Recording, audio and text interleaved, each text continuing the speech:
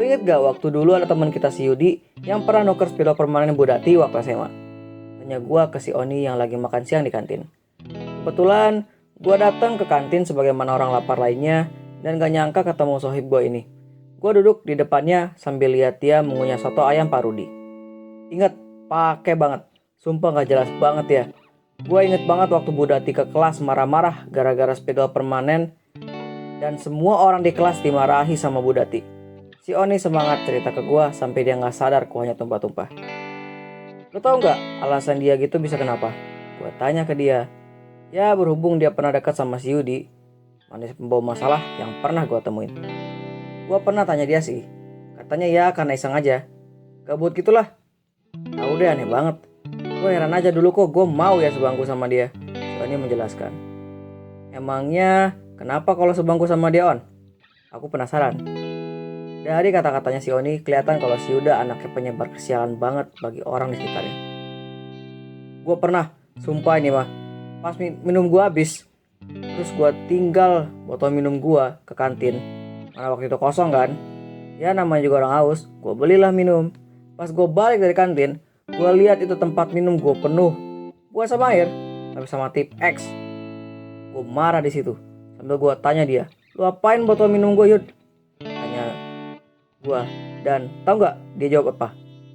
Dia bilang ke gue, lebay banget lu. Lihat nih markarya gue, santai banget. Padahal yang dia gambar cuma gambar ya itulah simbol gituan. Parah deh. Sumpah kesel banget gue. Besoknya gue pindah ke bangku kosong. Gak apa-apa lah sendiri daripada sama dia. Kan orang kelas tahu di botol minum gue ada gambar aneh-aneh. Diketawain gue satu kelas. Johnny curhat ke gue, bukan main keselnya. Oh iya gue inget. Tapi entah kenapa kok orang kayak biasa aja ya. Malah kalau ke si Ida, lo inget kan dia? Tahu sendiri dia diapain di kelas. Jawab gue sambil makan makanan gue yang datang pas si Oni curhat panjang lebar. Ya gitulah, orang kelas kita aneh. Yang gak dibuat sial, yang gak bikin onar, dibully kayak si Ida. Tapi si bodoh itu masih aja dibiarin sama mereka. Balas si Oni berapi-api. Nah, kalau gue simak dari pengalamannya gitu, pertanyaannya, orang yang sial yang dimaksud itu kayak gimana ya? Khusus buat sobat gue yang kesel sendiri gara-gara si Yudi, orang yang pernah sebangku sama dia.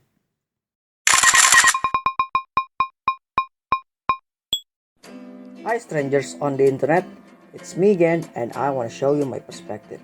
Jadi di bagian my perspective kali ini, gue bakal jelasin sudut pandang gue tentang buku 48 Hukum Kekuasaan karya Robert Greene.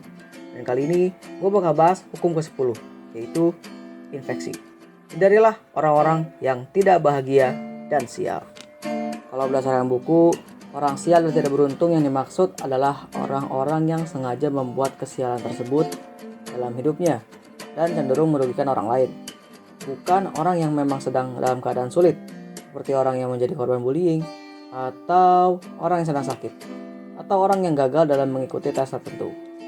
Perlu dipahami bahwa ada orang yang tidak dilahirkan sial atau tidak bahagia, tetapi menyebabkan kesialan dan tidak kebahagiaan sendiri yang dikarenakan tindakan mereka yang merusak dan berdampak buruk pada orang lain.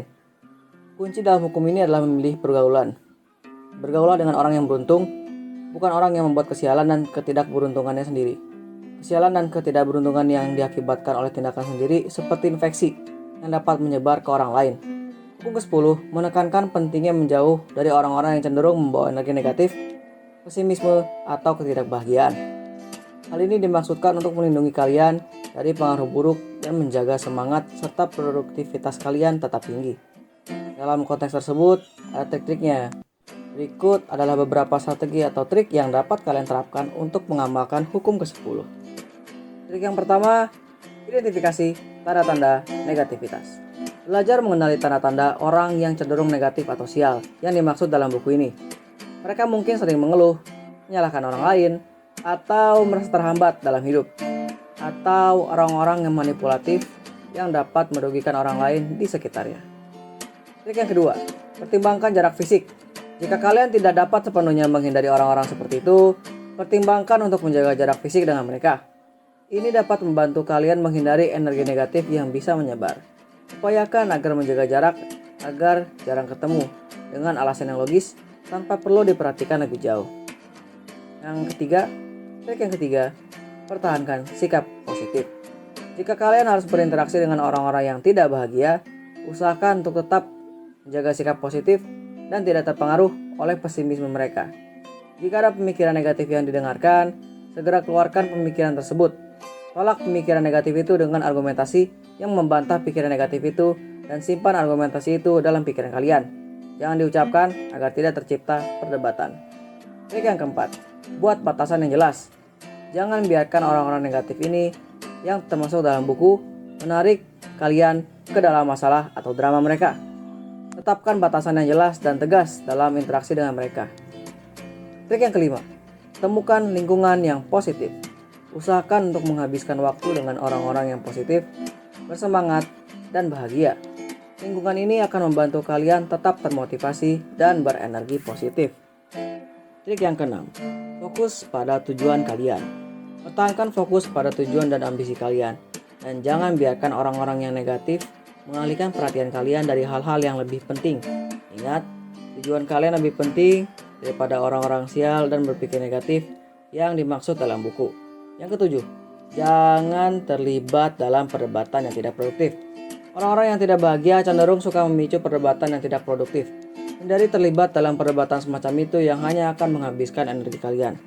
Trik yang kedelapan, pilih kualitas daripada kuantitas dalam hubungan sosial. Lebih baik memiliki beberapa hubungan yang positif dan bermakna daripada banyak hubungan yang tidak sehat atau negatif dalam hubungan sosial kalian. Fokus pada kualitas dalam hubungan sosial kalian. 9. Biarkan mereka menemukan solusi sendiri. Jika seseorang merasa tidak bahagia atau sial yang termasuk dalam buku, cobalah untuk mendengarkan mereka, tetapi jangan berusaha terlalu keras untuk memecahkan masalah mereka. Biarkan mereka menemukan solusinya sendiri. Trik yang terakhir, yang ke-10, terapkan empati. Cobalah untuk memahami latar belakang atau penyebab ketidakbahagiaan seseorang dan praktikanlah empati. Meskipun kalian mungkin ingin menjauh, berempati bisa membantu kalian tetap manusiawi dalam berinteraksi dengan mereka. Penting untuk diingat bahwa hukum ke-10 bukan berarti untuk mengabaikan atau mengucilkan orang-orang yang mengalami kesulitan atau tidak bahagia.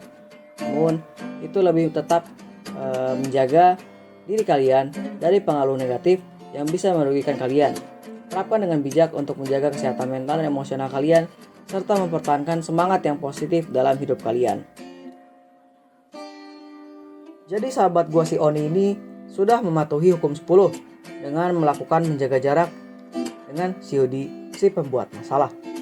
Bagaimanapun, dia juga membuat orang di sebelahnya dan sekitarnya menjadi terganggu dan ikut-ikutan sial karenanya. So that's it on my perspective.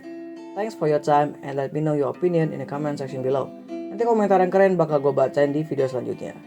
Buat kalian yang merasa konten gue bermanfaat dan membantu kalian dalam kehidupan sosialnya, kalian bebas buat like kontennya dan subscribe.